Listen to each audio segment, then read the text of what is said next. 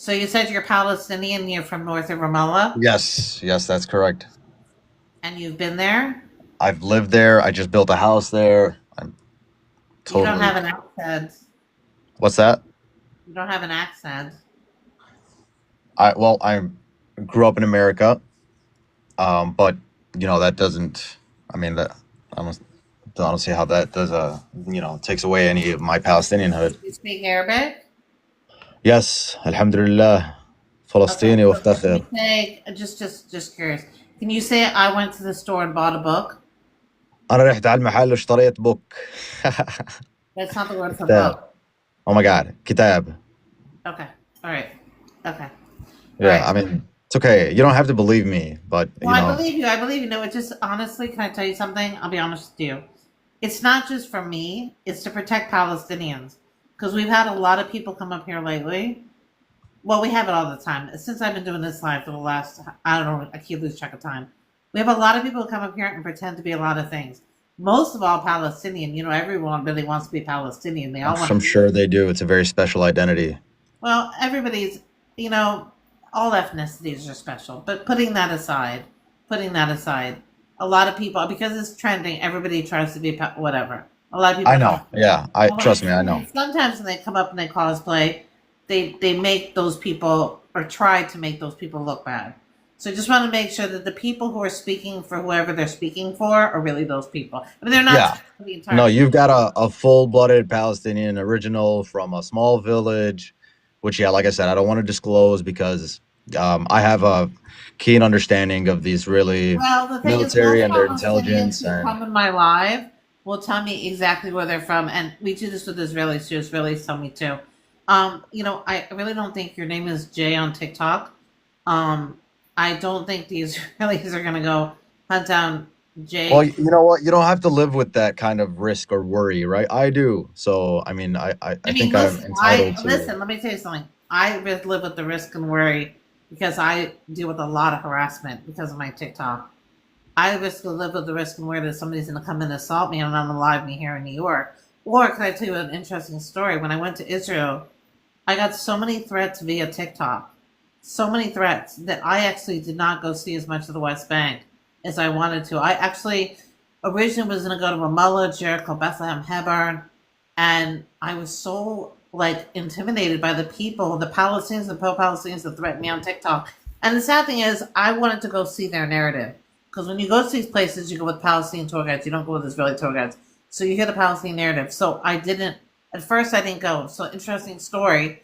I went to this Gaza border tour, and the guy who was doing the tour was an Israeli tour guide who also does the West Bank.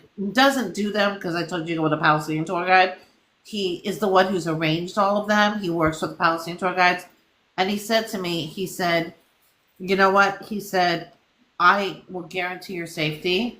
He said, and I guarantee you that these Palestinian tour guides are so professional and they will take care of you and everything will be fine and you really should go. So by that time, I only had time to go to Hebron. I didn't have time to go to Ramallah, Jericho, and Bethlehem. My trip was already like halfway done. So unfortunately, I didn't get to go see everything I wanted to go see. That being said, I always tell people if you only have one place in the West Bank to go to Hebron. Skip Ramallah, go because it's like there's a tour that goes Ramallah, Jericho, and Bethlehem. Skip those places because you're just going to see like Palestinian towns there. You don't really see the occupation so much. I mean, you'll pass like when you because I know somebody went on the tour and they like when they go on the tour they like drive past the settlement and then they go to Ramallah, but you don't see it like it's different what you see in Hebron. So I always tell people go to if you only have one place you can go to Hebron. So the point is I'm glad I went to Hebron, but I wish I'd gone to the other places too. And that makes me sad. But because of the threats I got and the harassment my family got and the harassment my friends got, I didn't get to hear as much of the Palestinian narrative when I went to Israel. And I'm very sad about that. You know, I wish that Mm. I had not been so intimidated and I wish I'd gotten a chance to go hear more of it.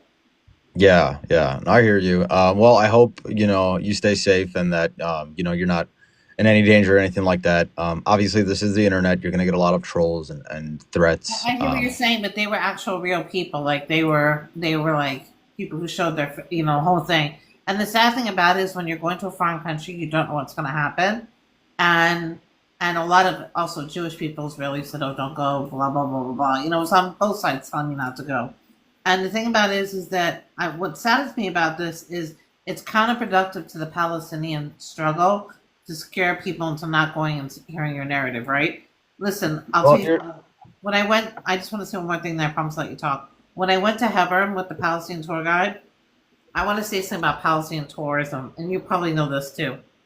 They love it when you come to their areas for several reasons. First of all, you hear their narrative. Second of all, you see what's going on in their areas.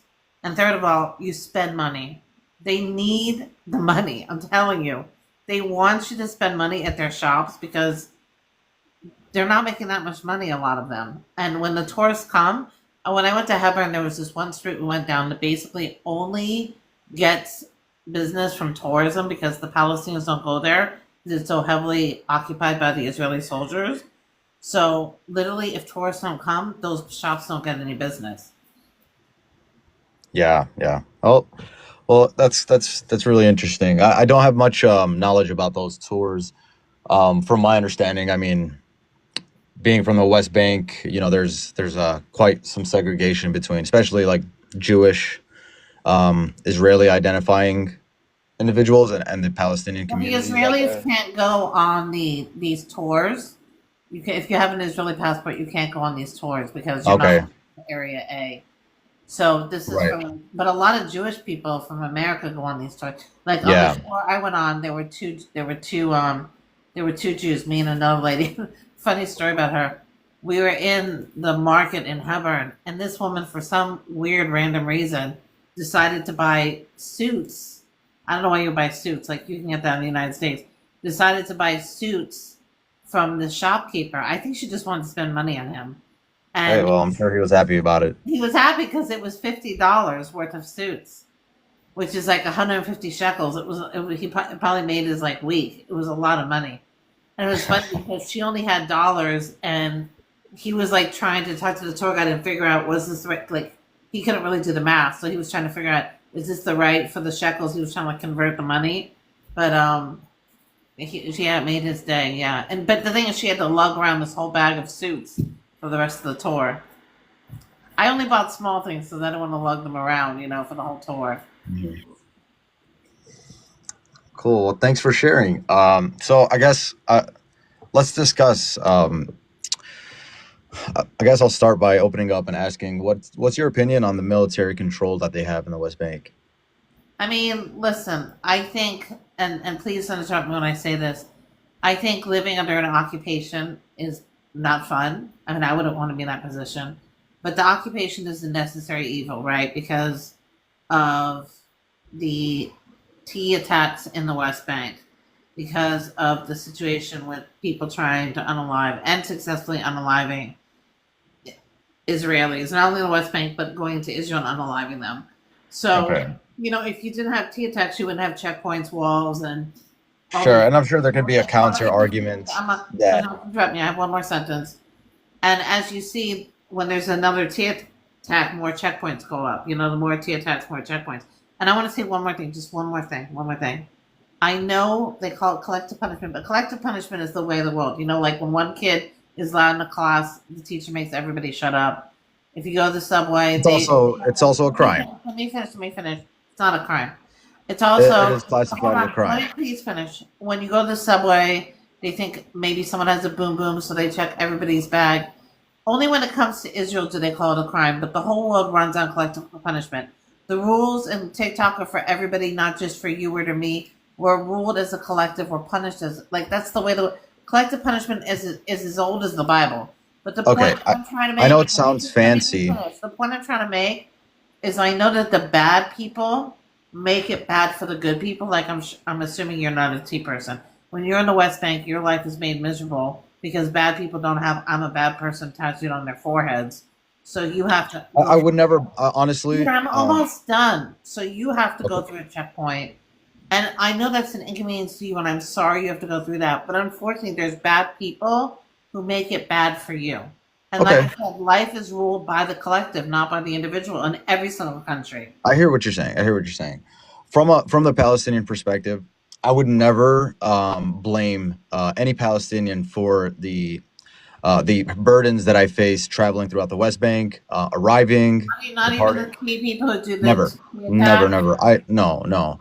I blame the Israeli entity entirely because their brutality amongst my people that No, I so if witnessed. there's, so let me ask you a question. If there's a T attack and then a checkpoint goes up because of that T attack and you're stopped by that checkpoint, you don't put two and two together and realize if that T attack hadn't happened, there wouldn't be that No, no, checkpoint. I don't. Well, you have to understand. I mean, first of all, the Israeli military's presence in the West Bank is illegal. The constant According to you, and No, according no, to the UN, which is it's fully not though. violated. According to international law, it's According illegal. to that's the UN law, right? And the Okay, UN yes, has yes. people working for them.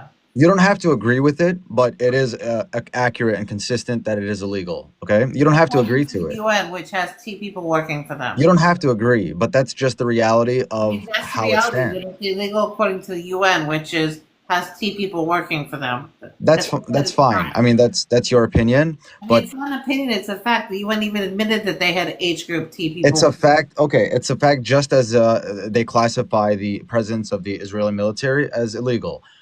But moreover, not Right, only but is we need that context that the UN is very biased. They've done tons of resolutions against Israel, very little against other countries, and they also have T people working for them, like H. I think that's your opinion. I It's think not my opinion. The UN has even admitted it. I mean, they do. They admitted at conferences that yes, they've uncovered the UN people, the T sure. people Okay. have been working for us. Well, let me just complete my point here as to So, why I don't blame the Palestinians for the burdens that I go through.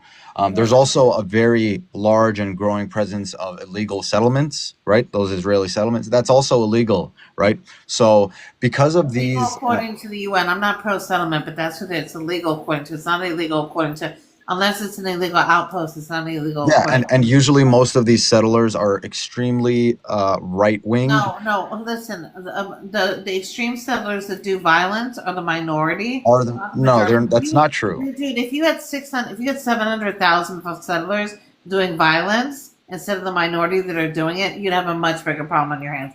A and B. Listen, compare the Okay, settler that's violence to the fine. That's Palestinian fine. violence. The settler violence Can I is just like finish my point? Like 1 to 50. The you settler want to violence is discuss, but five. you're not allowing me The to say violence is like anything a here. 60. I'm just trying to explain to you from the Palestinian perspective, right? You're saying that the reason that I go through what I go through when I visit is because of the so-called T's that are present there, right? And I'm telling you from my perspective, that's not the truth. But that I is don't. the fact. That's the reason why Israel's putting these restrictions That's on you. fine. That's your perspective. Because I'm of the giving you my TV. It's perspective. not my perspective, it's the fact.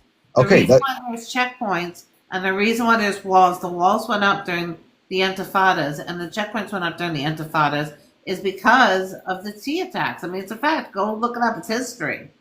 okay. That's fine. I mean, like I said, like either way, your information is It's aligned not my information. with It's your a fact. perspective. Go. I mean, you don't even But know the you have history to of war, understand the right? counter arguments, right? You have to understand at least Not to be able counter to. arguments. It's a fact that when there's a T attack, the I same understand what you're when the saying. I checkpoint understand goes what you're up. saying. But do you want? I just want to expose you to how the Palestinians view it, right? So that you I can know at the least. Palestinians don't blame anything but Israel, but that doesn't mean that that's listen, with all due respect, like a child might blame their parent for something that they did, but that doesn't mean that I blame love is right. how Palestine is always referred to as a child or as poor. No, I'm It's not referring actually to like Palestine as a child. I'm just making an analogy. I've never heard of Palestine referred to as a child.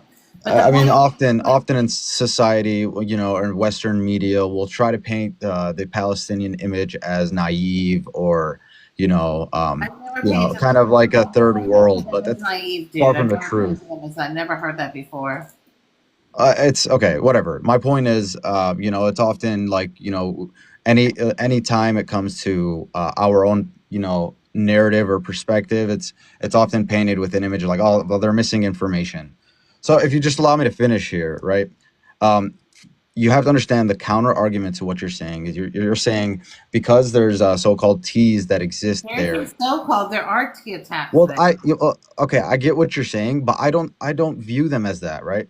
What I do you don't. see them as? I view them as freedom fighters, as people that are there to fight Freedom against the fighters? oppression that exists. You think the people who go and unalive random people, women, children, babies, pregnant women, are freedom fighters? No, no, I don't think anybody that But, unalives but they are anyone that's unalive, and that's what they're innocent. doing. You just call them freedom fighters.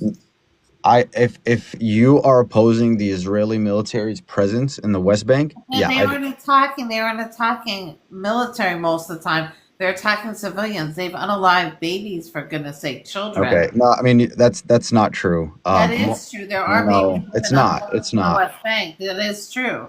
That is a fact. That I mean, they've unalived tourists, for God's sake. I mean, okay, I get what you're saying, and I want you to know that there are so many more accounts of either settlers, soldiers No, the amount killing of people. children. Hold Like, on, I'm not at I'm least not I'm not at done. least accept Dude, that you're not the quiet. If you're Israeli not quiet, entity I'm does gonna the remove same. you. If you're not quiet, I'm gonna remove you.